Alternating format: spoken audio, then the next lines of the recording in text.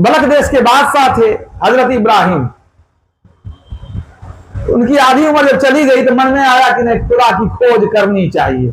मन में आया कि सुनते हैं कि खुदा की खोज करने से आगे जो है जीवन अच्छा होता है, जन्नत मिलेगा, तो खुदा की खोज करनी चाहिए। तो वो क्या करते थे, अपने मंत्रियों को कहा भाई कोई साधु फकीर है तो दिखलाओ, उनसे जाके मिलेंगे, बताओ उसके बारे में। तो बता दिया कि कहीं साधु फकीर है। तो ये कहीं कहीं जाने लगे किसी किसी फकीर के पास। बादशाह थे, बहुत शानो शौकत, शानो शौकत कैसी थी उनकी, प्रत्येक दिन 1.25 मन फूलों की कलियों का बिछौना लगता था उनका, उस पर सोते थे वो। ताजे फूलों की पंखुड़ियों से 1.25 मन बिछौना बनता, 1.25 मन फूलों से बिछौना होता था। बहुत शौकीन थे खाने पीने, राजा ही थे, क्या कमी थी। कभी कभी चले जाते थे किसी साधु के पास, कहीं फकीर के पास, लेकिन कोई पक्के मिले नहीं।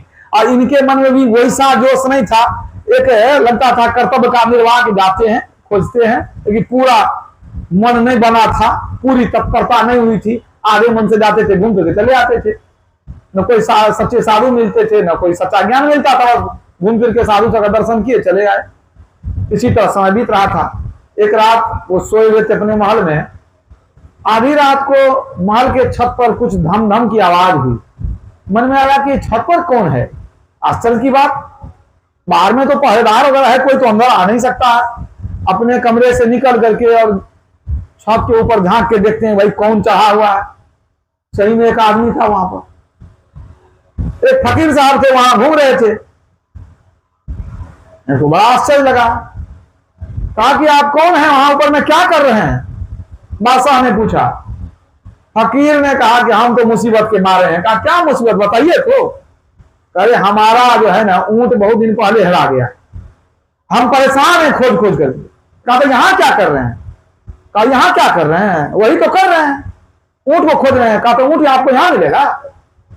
अरे और जगह नहीं खोजे। कहा नहीं हम बहुत खोजे, सब जगह खोज लिए, सब जगह खोजने के बाद ऊंट हमको मिला नहीं, तो हम बड़ा परेशान हो गए। हमारे मन में आया कि राजा का महल बहुत लंबा चौड़ा छत है, कहीं उसी पर मिल जाए हमको, तो हम इस पर चढ़ करके वो अपना ऊंट खोज रहे हैं।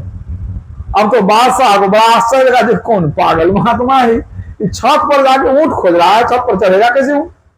का महाराज इस कभी संभव है कि इतनी ऊंचाई पर छत पर आपका ऊंट जो आपको मिल जाए, कभी संभव है। फकीर खूब हंसे, कहते हैं बादशाह जब 1.25 मन फूलों की कलियों पर सो करके खुदा मिल सकता है तो इस छत पर हमको जो है ऊंट क्यों नहीं मिल सकता। सुन करके वो बेहोश होकर गिर गए, वहीं पर बेहोश हो गए, झटका लगा ऐसा उनको। वास्तव में वो कबीर साहब थे, जिंदा फकीर के नाम से कहीं पहुंच जाते थे, चेताने के लिए कि खुदा को खोजता कि ढोंग करता है, 1.25 मन मैंने कलियों पर सोता है और सब सुख मौज सब विषय भोग कर रहा है, सोचा खुदा ही मिल जाएगा। तो बड़ा झटका लगा इसको, तो होश आया तब इसको लगा नहीं वो फकीर कहाँ गया। पूछा किसी को, देखा रखा नहीं, कोई फकीर तक हम लोग नहीं देखे, किधर से आए किधर गए, मतलब कहीं दरबान कोई द्वारपाल सिपाही कोई नहीं देखा। वो तो सब सिद्धि प्राप्त थे, कबीर साहब कहां से कहां चले आते थे। इसको झटका लगा तो बड़ा ज्ञान हुआ। ये फकीरों को खोजने लगे, सच्चे फकीर को घर द्वार छोड़ करके खोजते खोजते बहुत खोजे, कहां कहां नहीं खोजे।